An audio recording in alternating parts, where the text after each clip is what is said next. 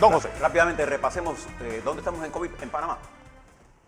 Le adelanto que estamos bastante bien en términos del control de esta pandemia. En nuestro RT sigue siendo 0.93, por debajo de 1.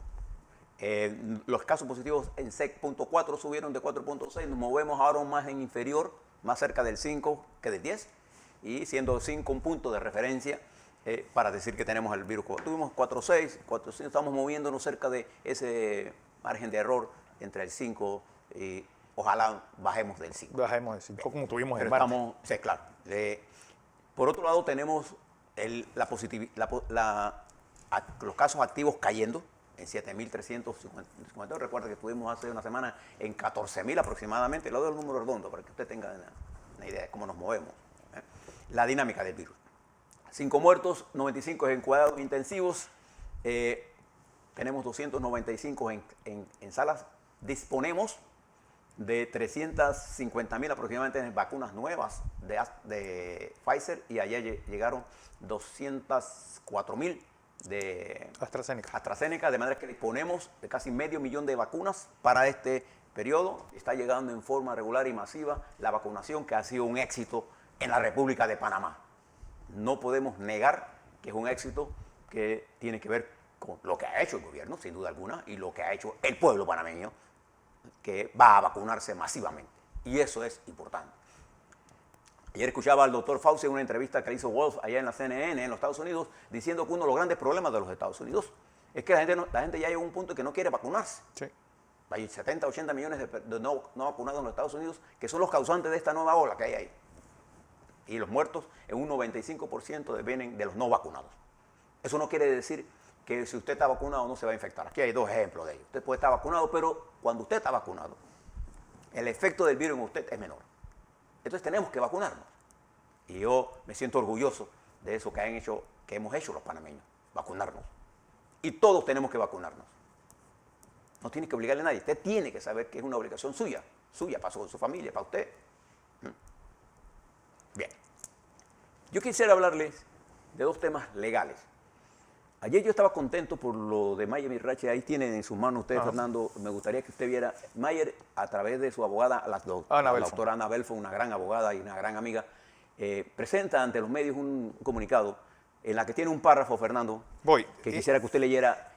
Dice el párrafo, lo que están haciendo este muchacho ahora. Sí, miren lo que están haciendo ahora, porque Mayer Mirrachi, dice el comunicado, fue sometido por la presente causa que hoy termina, frente a la clara demostración de que cumplió el contrato suscrito entre su empresa y el Estado, a una prisión de 6 meses en Colombia, en una cárcel de máxima seguridad, La Picota, a una extracción forzada y abusiva por parte del Estado colombiano, a una expulsión ilegal de Colombia con una prohibición de no volver en 10 años y a la imposibilidad de salir de Panamá por más de 6 años, impidiéndosele desarrollar, entre otros, su actividad profesional y comercial en la innovación tecnológica. Lo inverosímil es que, a pesar de 2 decisiones jurisdiccionales obligatorias y definitivas del Tribunal de Cuentas y del Segundo Tribunal Superior de Justicia del Primer Distrito Judicial de Panamá, la justicia panameña, a partir de una supuesta llamada anónima, ha insistido en seguir adelantándole otro proceso penal, ahora por blanqueo de capitales y corrupción de funcionarios públicos, sin tener en cuenta que no se puede perseguir o sancionar 2 veces por el supuesto hecho ilícito. Esta acción penal no es otra cosa que la duplicación del proceso que se acaba de ordenar archivar por parte del Alto Tribunal panameño, ignorando sorprendentemente y contra derecho el fallo del Tribunal de Cuentas. Mayer Mirrachi Matalón confía en la justicia panameña y espera que prontamente pueda recobrar su libertad y que se termine de una vez por todas, 1, la prohibición de salir de Panamá, y 2, de tener que firmar en los despachos judiciales una vez al mes desde hace más de 6 años. Bien, eso es para que usted vea lo importante de seguirle a estos casos. Le hago otro caso. Metro Libre publica hoy en primera plana, le quedará todo el peso de la ley y dice, el grupo Energy Power le interpuso una denuncia penal al abogado Moisés Joel Bartlett Kiel y espera que le caiga todo el peso de la ley. Dice el periódico, Bartlett se enfrenta a otras demandas por declaraciones falsas y temerarias en relación a la operación de Energy Power. Esperamos necesita que este señor asuma sus responsabilidades, aseguró un vocero de la organización. Fíjese, nosotros tenemos que hacer que la justicia funcione. Esto que le está pasando a Mayer es inconcebible. Esto que hizo este señor, fíjese las denuncias que hay. La ley tiene que operar para devolvernos la confianza. En todo sentido, en todos los casos, no estoy hablando de este caso. Sí. Estoy hablando de dos aquí, porque fíjense, ayer estábamos contentos y hoy salen con este disparate. Esto cuando es insistir en lo que está mal hecho. Bien. Ahora yo quisiera hablarle, Fernando, a nuestra audiencia, de un aporte de este colectivo de noticias, de esta estación televisora, ya le escribí, para uno de los grandes debates que está en este país. Hoy es titular en todos los medios de comunicación. El inicio de las negociaciones entre la República de Panamá y su gobierno y Minera Panamá, una ente privada, una negociación de un contrato entre el Estado y un privado. La primera cosa que quiero señalar es que reconozco como positivo el camino del diálogo para resolver los conflictos. De manera que tengo que reiterar, entonces, que así como el gobierno logró el camino del diálogo para buscar este problema, hay que resaltar que la empresa acepta esta discusión partiendo del criterio de que vamos a tener un nuevo contrato. Esto es una cosa positiva. Si usted lo quiere mirar de otra forma, mire lo que está pasando en otros lugares. En otros lugares lo que hay es confrontación permanente. Entonces nosotros al mundo le estamos dando un ejemplo de lo que está pasando, de lo que debe pasar. ¿Qué va a pasar en esas negociaciones? Eso es lo que vamos a esperar todos. Entonces, para ayudarlos a que todos tengamos un nivel de comprensión del problema, porque nosotros no tenemos una cultura minera, hemos preparado el primer bloque de definiciones para que usted, que es nuestra audiencia, se prepare para este gran tema. Aquí hay temas importantes. No solamente es el tema de los ingresos que la República de Panamá deba recibir, sino todo el tema ambiental. Es un tema fundamental. El tema laboral es un tema fundamental. El tema del desarrollo de las áreas y las inversiones que hay que realizar. El control de la contaminación. Todos son temas fundamentales. Entre ellos también, no hay duda, la recompensa económica del país. Entonces yo quisiera que usted viera, primero, regalía. Apúntalo ahí, regalía. ¿Qué es una regalía en términos mineros? Voy a usarlo aplicado aquí. Es la compensación económica que las mineras pagan a los estados por la extracción de sus recursos minerales. Esa es la regalía, o el royalty en inglés. Royalty, sí. Esa regalía se establece. En Panamá la regalía es de 2%, que con deducciones queda en 1%. Esa es la regalía. Chile no tiene regalía. De hecho, en este momento hay una ley para establecer una regalía de 3%. Chile tiene otro régimen de impositivo. Aquí tengo el régimen impositivo. A ver si me ayuda, camarógrafo, aquí tengo. Este es el régimen impositivo. Aquí están los modelos. Más tarde les vamos a hablar sobre esto, no hoy. Los modelos impositivos. Chile no tiene regalía, está proponiendo 3% de regalía, pero tiene otro régimen. Y Perú sí tiene una regalía y la tiene 2% y a 12% dependiendo de los volúmenes de producción. No hay ningún país en el mundo que tenga una regalía de 40%. Sí. Ninguno. Yo tengo aquí la lista y no hay ninguno. Entonces ya sabemos lo que es regalía. Téngalo ahí nada más.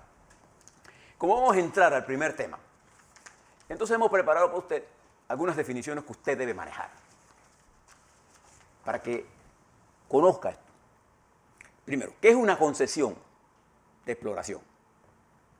Una concesión de exploración es la que le permite a una empresa investigar la presencia de minerales durante 8 años. Durante 8 años una empresa que quiere extraer tiene que venir a hacer una concesión a ver si hay materiales, si hay suficiente, de qué tamaño, qué volumen, qué tiempo, qué inversiones, qué sé yo. Eso es por cuenta de la empresa. Si pierde, pierde, y si gana, gana. Punto. Eso es una concesión de exploración. Una concesión de explotación permite a una empresa extraer los minerales conforme al contrato celebrado con la nación. En este caso, Minera Panamá tiene un contrato con la nación establecido en el año de 1997, bajo la administración de Ernesto Pérez Valladares, bajo condiciones muy específicas del mercado en ese momento y con las situaciones particulares de ese momento. Entonces, cuando usted trate de hacer un juicio sobre un acontecimiento ocurrido en el pasado, ubíquelo en el contexto en que él se dio. Es la primera cosa que uno debe aprender siempre, para ser objetivo. El yacimiento es la parte de la corteza terrestre en la cual debido a un proceso geológico ha habido una acumulación de materia prima mineral, la cual por sus características de cantidad, calidad y condiciones de depósito es susceptible de su explotación. En el caso de minera había cobre, hay oro y hay molibdeno. Los yacimientos explotados de Panamá no contienen minerales contaminantes como plomo, cadmio, zinc o níquel, a diferencia de Perú y Chile. Es la primera cosa que debemos saber. Porque cuando hablamos de plomo, estos no están en nuestros yacimientos. Sí están en Chile.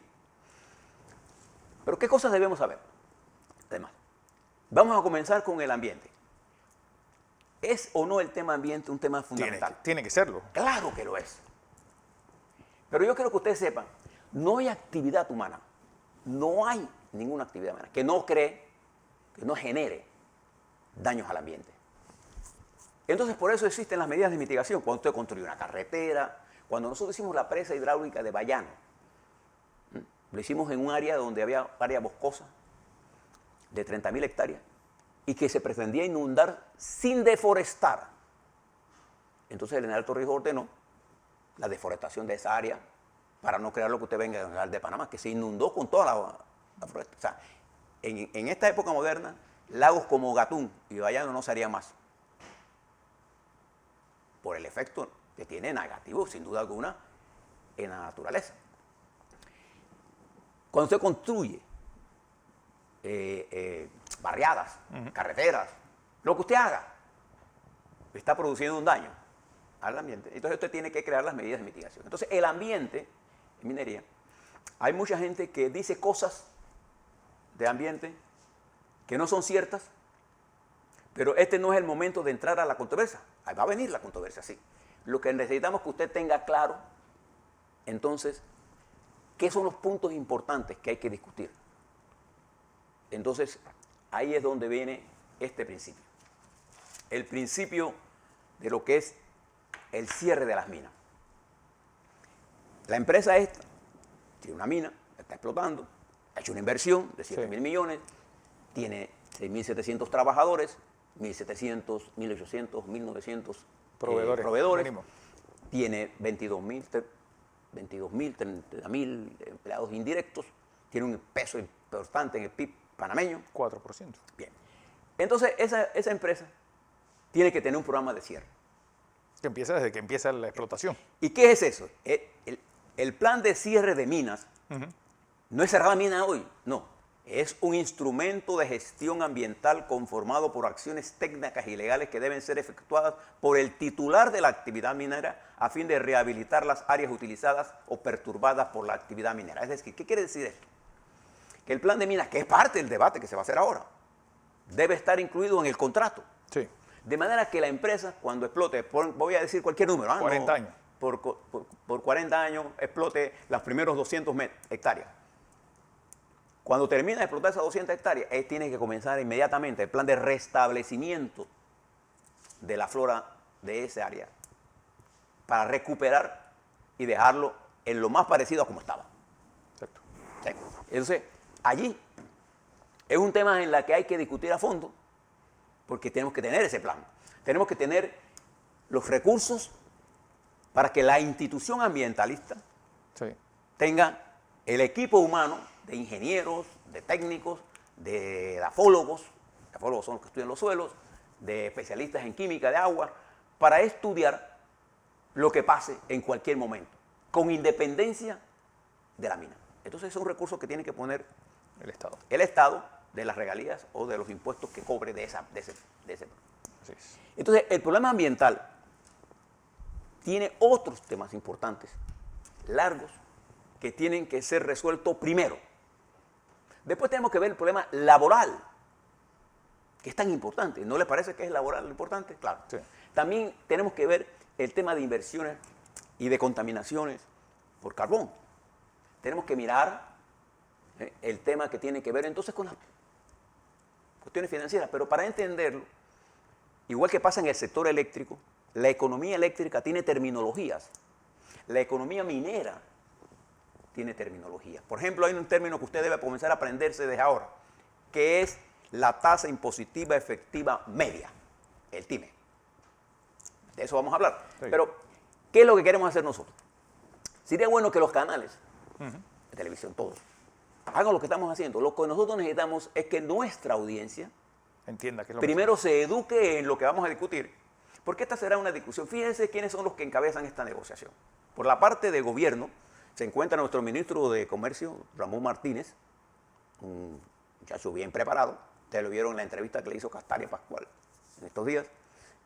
Ayer me cuentan los que estuvieron allí que fue una presentación muy buena la que hizo el señor ministro de la posición panameña. Y por otra parte, la contraparte nuestra es un distinguido abogado que trabaja con minera, el abogado Manuel Araúz, Manuel Aspirúa, muchacho, digo muchacho porque yo soy más viejo que él, muchacho de una gran preparación, pero panameño.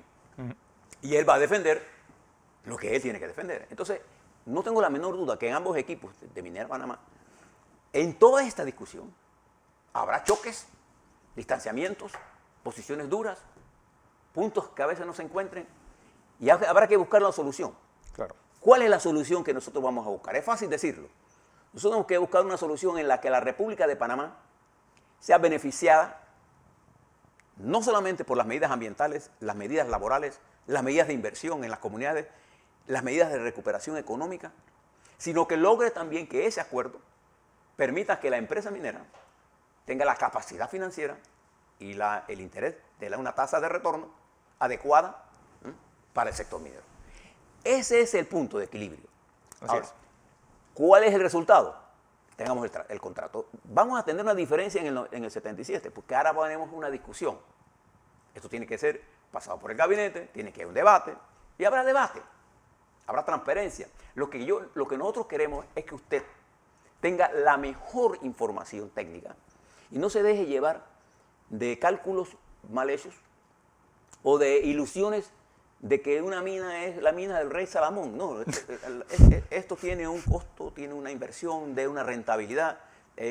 Chile, por ejemplo, tiene una gran experiencia minera. Nosotros no tenemos esa experiencia minera. Sí. Nosotros, póngaselo así, cuando Nicaragua quiso hacer un canal, es como si usted comparara el conocimiento de Nicaragua de canal con el conocimiento de canal que tiene la República de Panamá. Así es. Nosotros somos por encima. Mira lo que hemos hecho con el sistema portuario y logístico. Nosotros somos únicos en eso.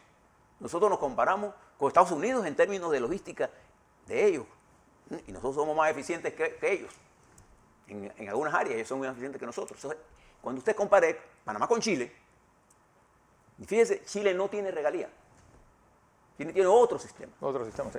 ¿Cuál es el sistema de Panamá? Lo que decía Omar Torrijos. Cada país tiene su propia aspirina. Bueno, vamos con nuestra primera